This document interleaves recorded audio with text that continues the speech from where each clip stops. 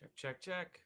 Holy cow, do we have a lot to talk about today on First Cup? You all left me some great stuff. Frank left me great quotes to talk about and big changes in the world. And we can talk about yesterday's episode and just there's a lot. So stick around. We're rolling in, like right now.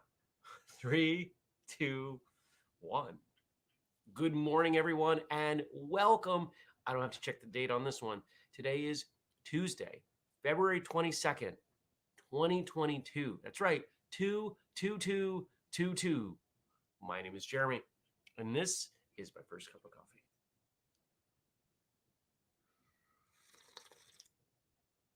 It's very warm. All right. Today's date is so much fun to me. It's ridiculous. We will never have a date like this again. Ever in our lifetimes. Unless time travel happens, which I don't believe is possible in the way that the movies make it, or we solve aging, assuming you think it's a problem, and we make it to no, because there's no 33rd day of March. I guess you could say the March 3rd. So if you can make it to March 3rd, 33,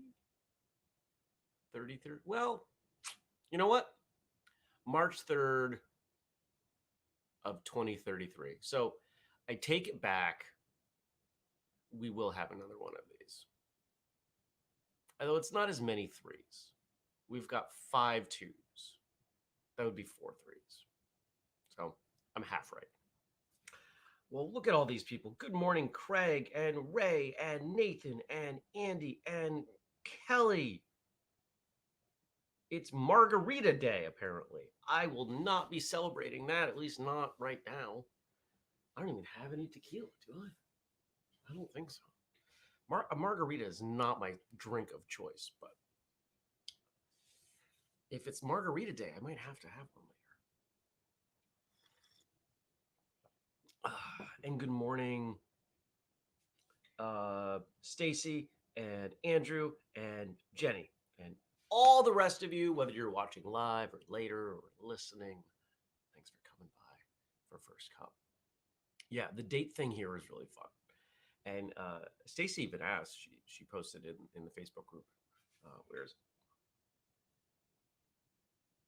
No, I can't easily share that. She asked about the numerology of martial arts. And here's the thing. Especially in Taekwondo form definitions, there are a lot of numbers. I think all the numbers as part of the definitions are BS. Here's why I say that.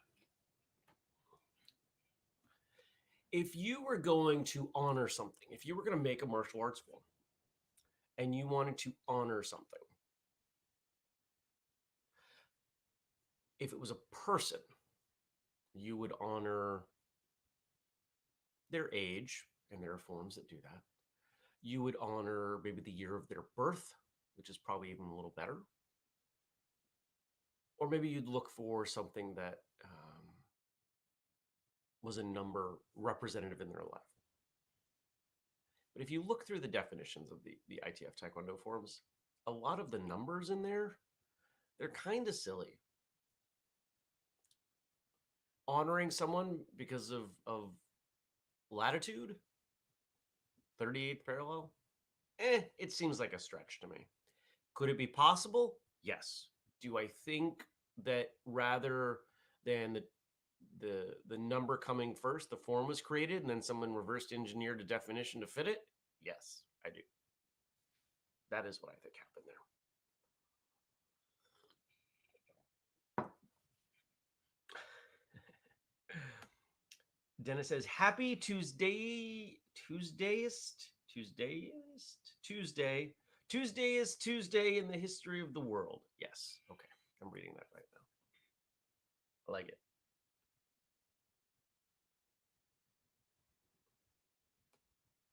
Stacy says, I'm thinking outside Taekwondo, 5'8", 108.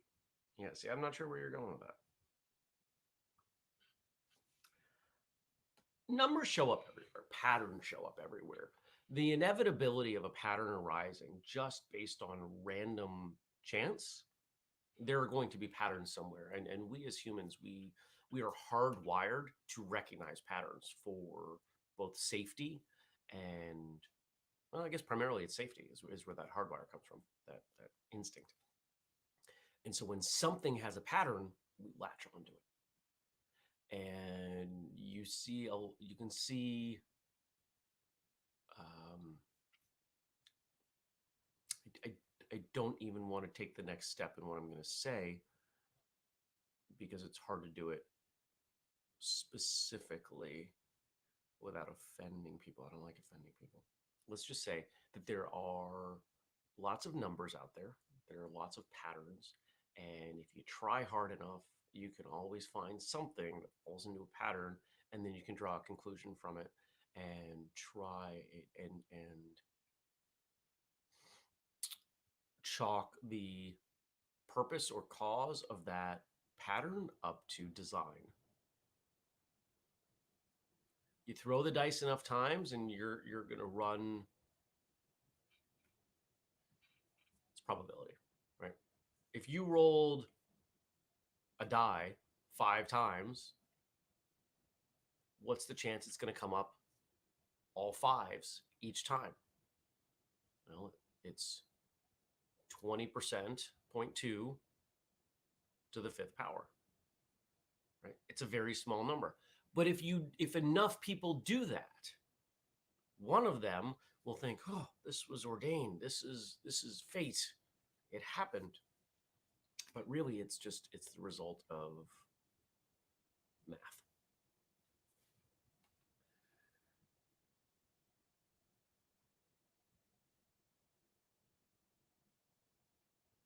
Mm.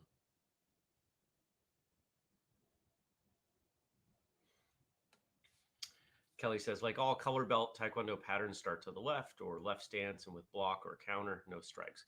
That's actually pretty. I am not aware of, I don't want to say this is all, almost all forms of Okinawan and Japanese descent. And in my mind, if we think lineage, Taekwondo forms are still in that descent. They start to the left and they start with a defense.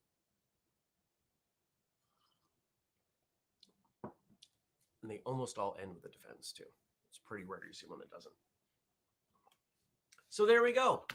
Numbers. I just think it's super fun. Tuesday. So we've got a random, because we didn't necessarily have to number the months the way that we did. We could have done it differently. And the fact that it ends up as 2/22/2022 is kind of cool. I like it. And it's on a Tuesday.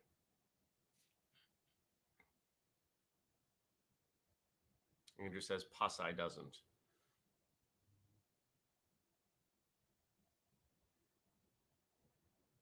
Well, okay. Almost all. See, there you go. It's not quite an exact thing. It's almost all. And I don't know Pasai, so I can't refute your statement. What I find fascinating is even is on the other side of our desire to find patterns, there is a desire to break patterns. You want proof? Try to come up with any absolute statement and post it on social media. And people will do everything they can to provide a counterexample.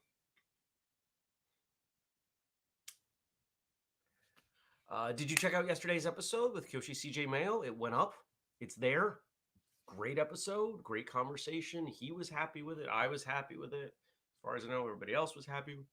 Excuse me. Everybody else was happy with it. And I like when I get to talk to somebody that I have a lot in common with. throughout our conversation, it felt like I was talking to someone very similar to myself. And I thought that was cool. We had a lot in common: upbringing, philosophy, age. Just, yeah. He's a Pacific Northwest version of me. Pretty cool.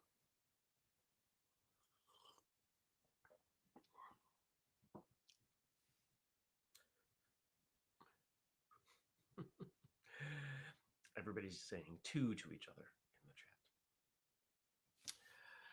chat. My day yesterday. My day was a pretty good day. What did I do? I didn't do a whole lot. That's not true. I had two of my meetings canceled, which was great. So I had a 9:30 and a 10 and an 11. And then I was done with meetings. And I did some writing, and I did a bunch of email, and I did some stuff around the house. And then I did more email, and I responded to a bunch of Facebook messages that had been hanging out. I can't stay up on messages and email. I can't just do it as it comes in.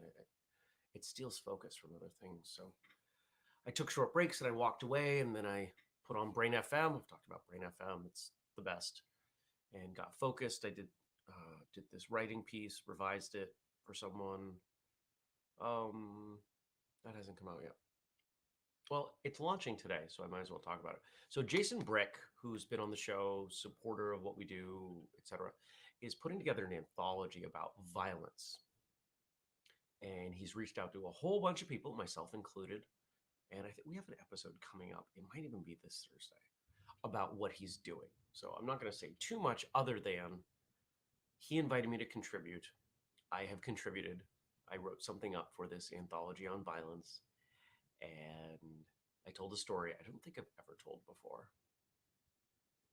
And so we were kicking it back and forth, making it better, because he's done book editing. And I was really thankful to have his critique. And I think it came out a lot better because of it. Good morning, Brian.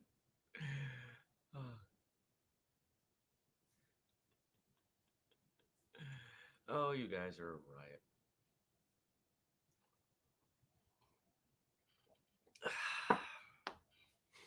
Kelly says, you did a lot of emails. And Daniel says, he sends them all out pretending to be a Nigerian prince. If you don't get that reference, especially in the early days of the internet, the cliche spam to get people to give them bank information was under the premise that a Nigerian prince was trying to recover some funds and needed to launder it through a third party temporarily, and you were going to make a whole bunch of money if you gave them access. And what would actually happen is they would clean out your bank account. Seems obvious now, but in the 90s, people didn't think that way. Ooh, Ray, you are hammering me with questions. Good questions. So here's the deal. Ray, I need you to post those in the group, because we already have so much to get through. That's why I answered Stacy's question right off the bat, because there's so much to go through.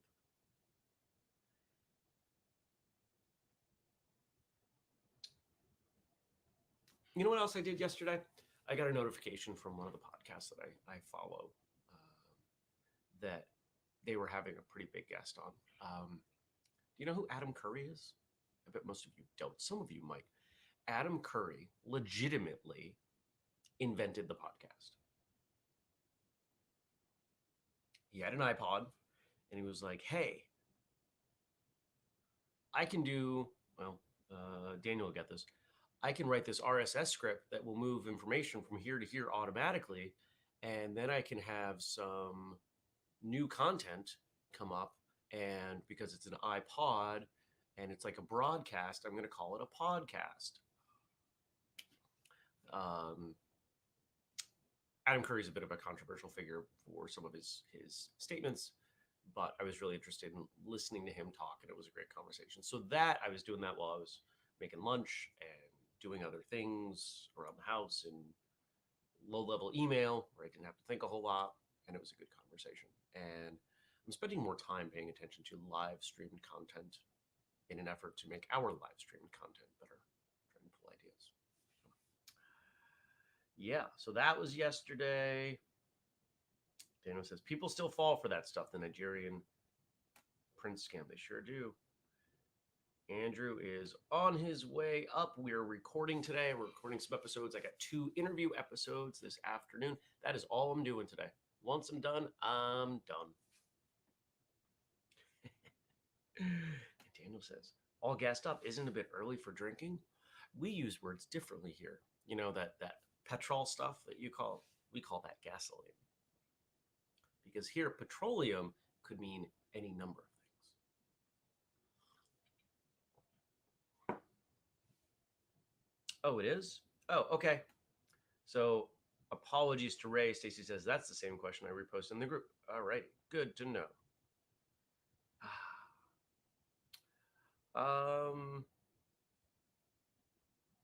Oh, and Stacy posted this great joke. Why is today the ballerina's favorite day in like forever?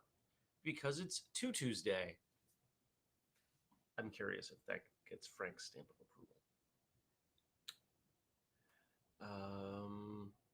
All right, so we got these 2. I want to do the quotes that Frank dropped in. All right.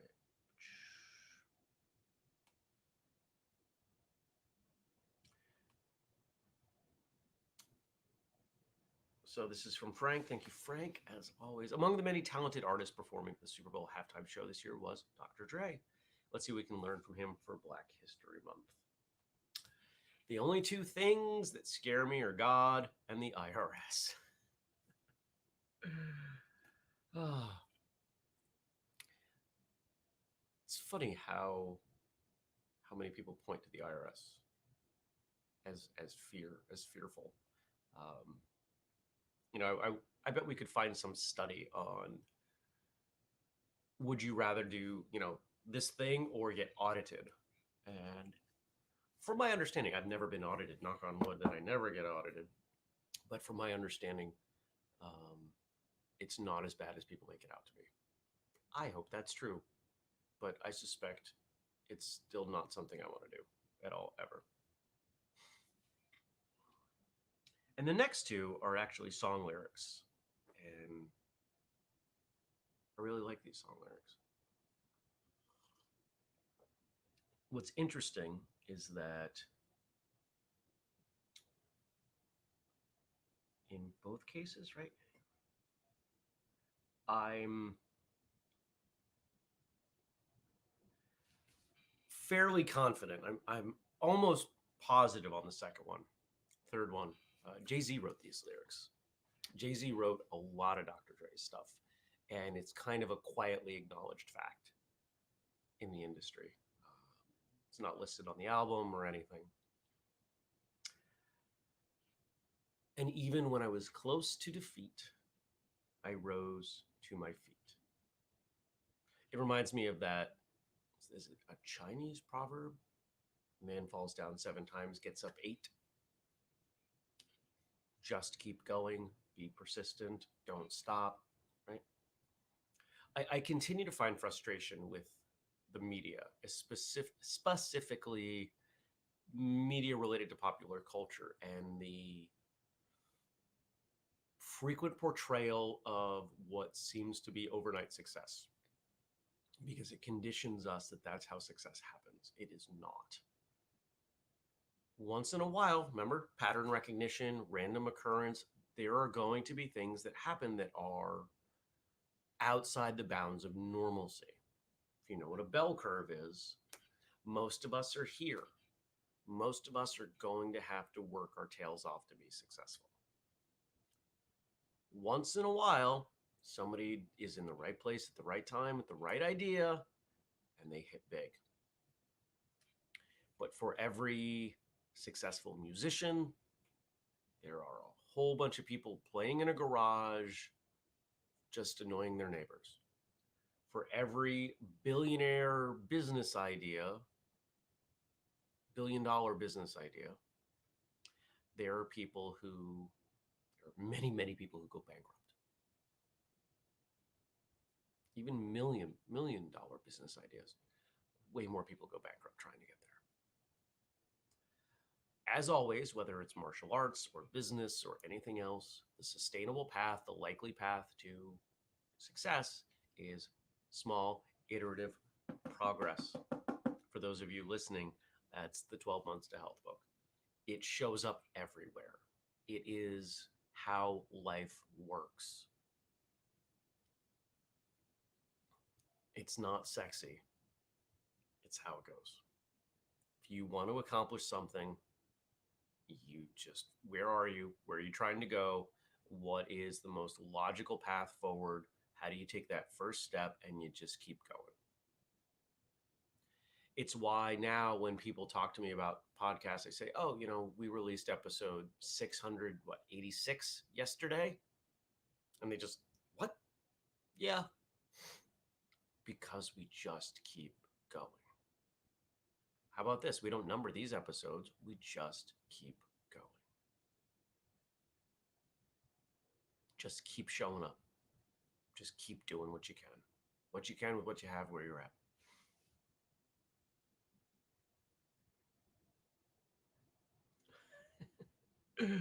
Oh, this is funny. Going back a couple minutes, Stacy says, dentist versus the IRS. Next up on Friday Night Fight Club. Daniel says, fun fact, HMRC, our version of the IRS, is moving to an office owned by a company based in a tax haven to avoid paying UK tax on their properties. Oh, that's fun. And he adds, we only ever see that right idea. We never see the 1,000 ideas that same person had before that failed. Yes, exactly. Exactly. Just keep going. Just keep getting back on your feet. Just keep hammering it. If I had to sum up my original black belt test, which was one of the most transformational experiences of my life, it was just keep going. I was told later, the effort was to prove to myself that I could always get up again. I always had a little bit more. There's always a little bit more. Don't quit.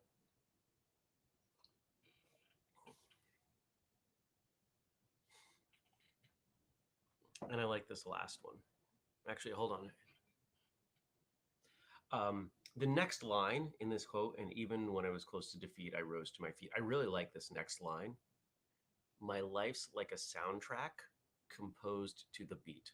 Dr. Dre is known for making music, producing music, and being a very, very exacting person. Snoop talked in something. They met at the studio, and Dre pretty much said, he's like, start over. And this was not like day one Snoop. This was Snoop after he had been established as a very talented musician. It's like, no, start over. What? Yeah. There are few people who have changed the face of music more. He's there behind the scenes. He's in the mix in everything in the last 20 years. Ooh, I like this. Kelly says, I always use the Energizer Bunny as an example of indomitable spirit for my students. Do kids know what the Energizer Bunny is anymore? I remember that. He keeps going and going and going in all the fun places that he kept going.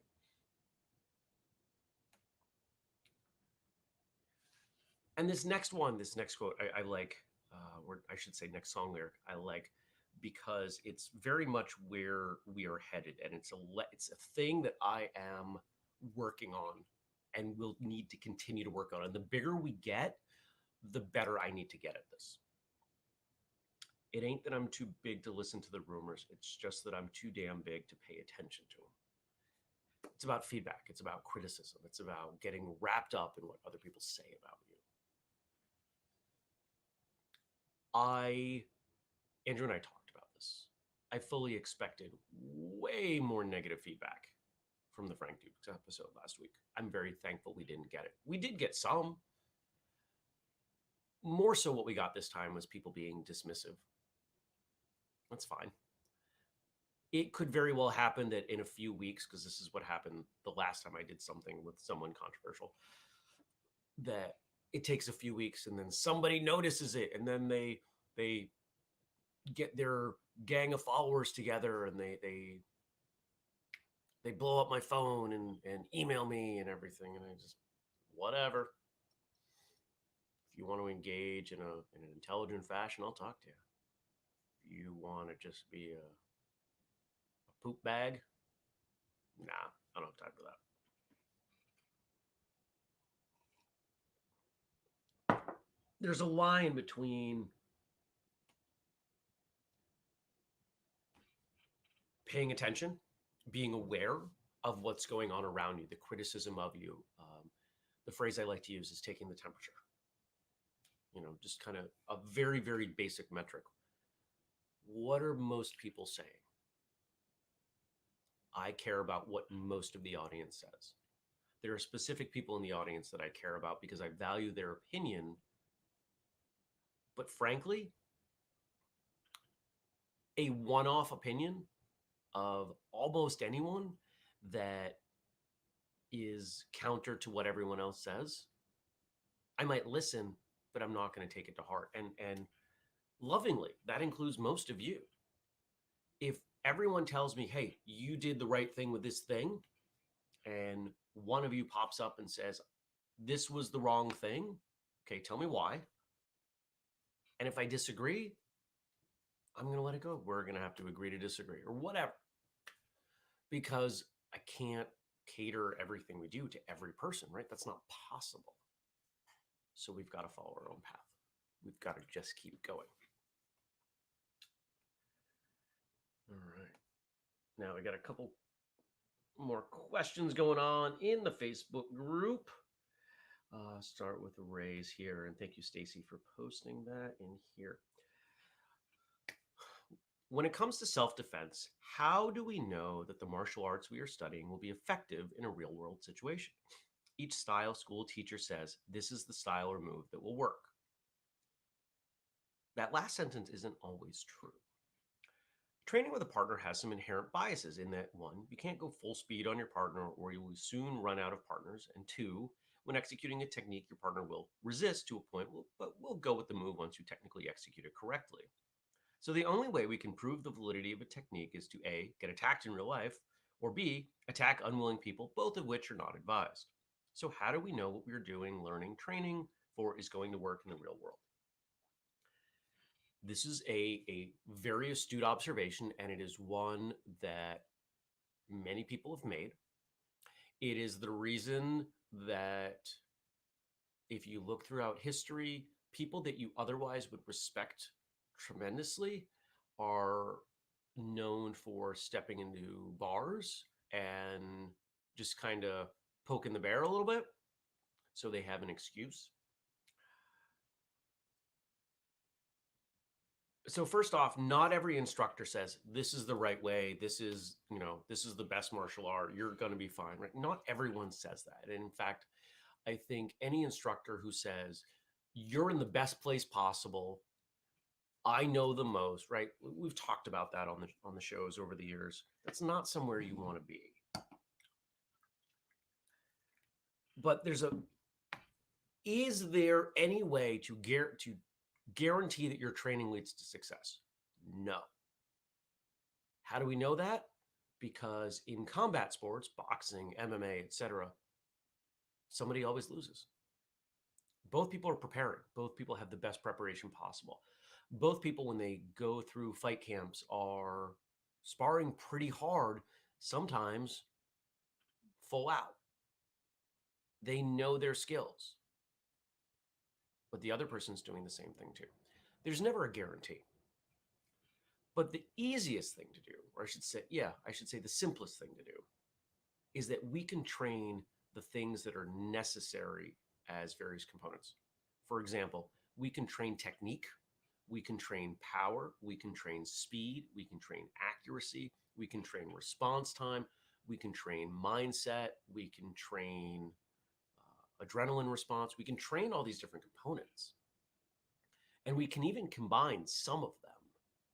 For example, maybe a drill where you're in an adrenalized state and you have to respond quickly. That's great training. Maybe there's a drill where you are off balance and you have to remain accurate, right? You can combine these things. You're never going to be able to combine all of them. This is why a heavy bag is such a frequent tool in martial arts, even though it's really, a boxing. It's more of a boxing thing, right? Like, because you can hit it hard and not have the same consequences, right? You're not beating up your friends.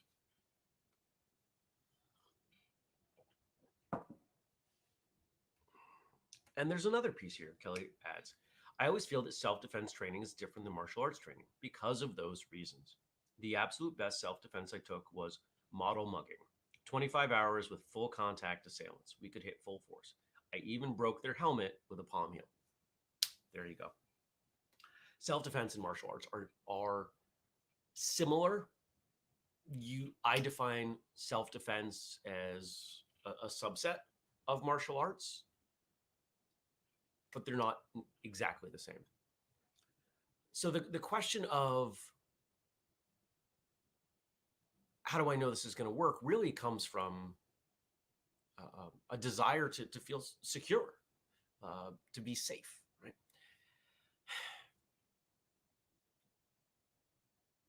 It comes from doing a bunch of different training in a bunch of different ways and starting to realize that things are getting better. You might also consider that your training, even if it's not perfect, gives you a better chance.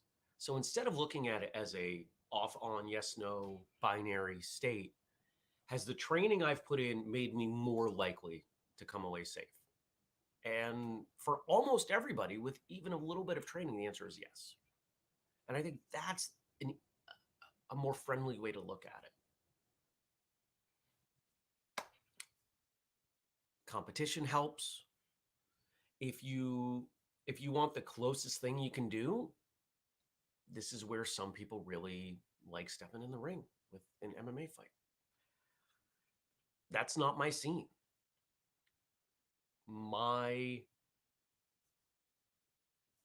I've said it before.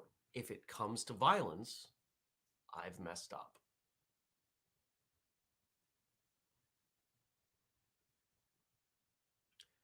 Maybe we do an episode on this. Andrew, I don't know what you think. I think we could do an episode on this. This might be an interesting conversation to go deeper on. So, yeah. I hope that gives you some things to think about, Ray. I'm assuming it doesn't answer your question because your question was really, here you go. Here's how you know. And there is no way to know. There are ways to suspect. That's as far as I can get you. And Rave in response, doing something is always better than doing nothing. Exactly. The only wrong movement in self-defense is nothing. All right.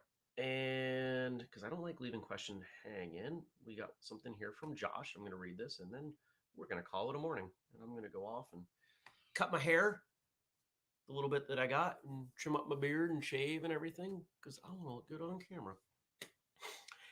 Oh, heads up. Those of you that didn't receive Martial Journal issue 2 in the mail, have you read it? If you have not, go to martialjournal.com, check it out, read it. Back page is the link, the QR code to get on the list for issue 3. I've got a meeting with Justin this morning, and it's going to be all about promotion.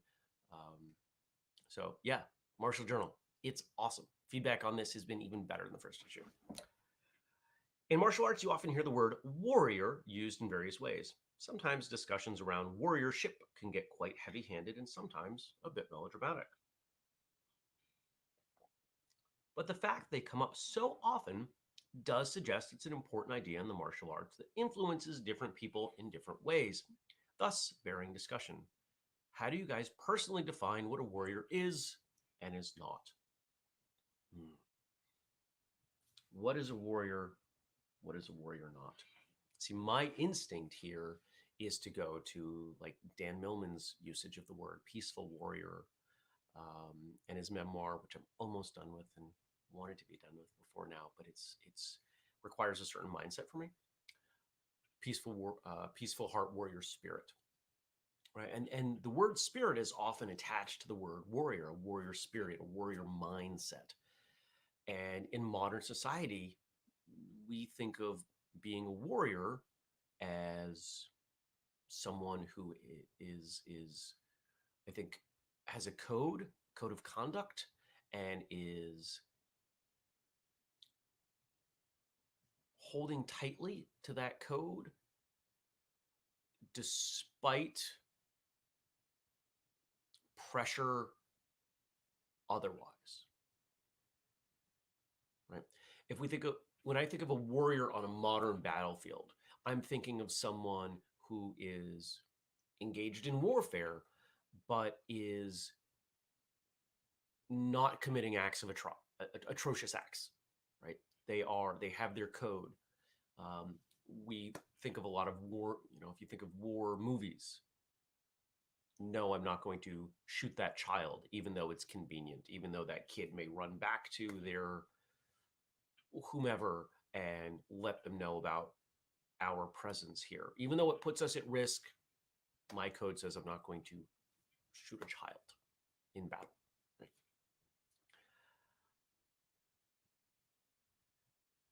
It is knowing the right thing to do and doing it are very different things. And I think the reason this comes up in martial arts so often is because, whether explicit or implicit, there is a code in martial arts. Maybe it's Budo, maybe it's that sort of a code, but maybe it's less spoken. Maybe it's the unspoken code of how you engage with your training partners, or the relationship between instructor and student. There's a code of conduct there, and I think it is a little bit more front and center in martial arts contexts.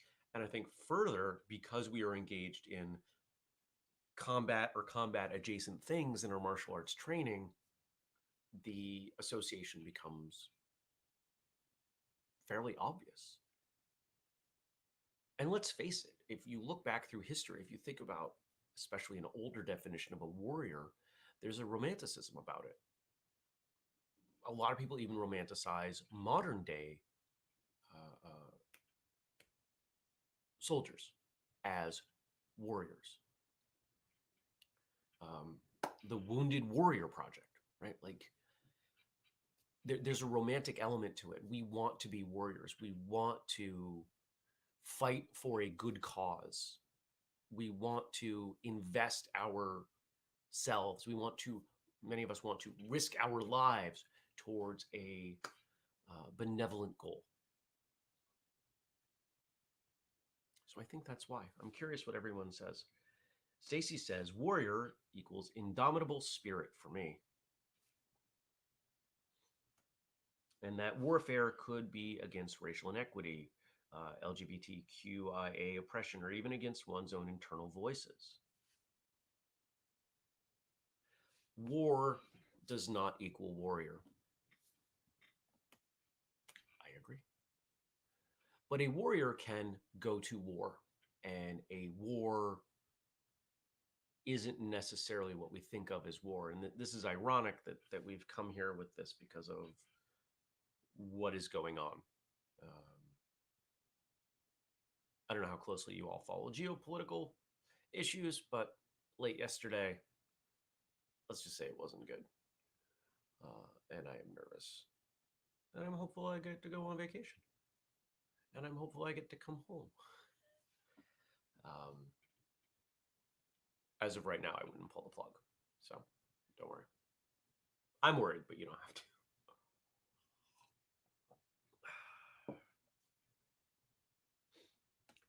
Kelly says, I teach my kids they can be warriors by helping those who can't help themselves. This is why we do a breakathon fundraiser every year to support charities in our counties.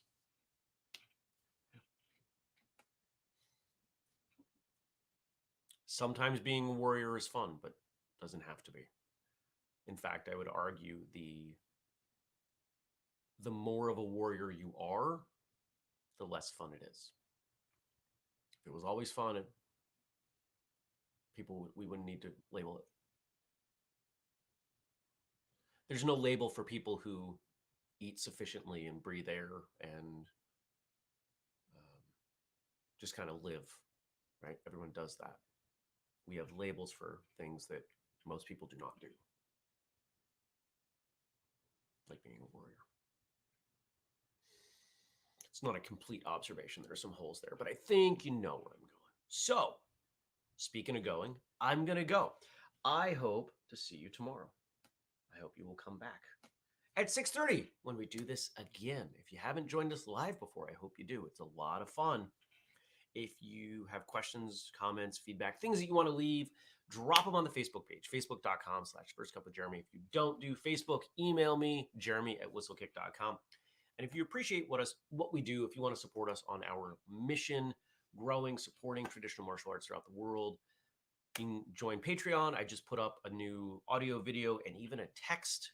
I did something differently on text than I've pretty much ever done on Patreon yesterday. Patreon.com/whistlekick. You can also support us by making a purchase on the website. I dropped a new item. I will tell you about it at some point soon. On whistlekick.com, you can use the code FIRSTCUP15 to save 15%. And if you want the entire list, all the things we do, you can do, the things we offer, yada, yada, yada. I don't know why I said yada, but etc. whistlekick.com/family. Take care, everyone. I hope you have an absolutely fantastic day. And I hope to see you back here tomorrow. Peace.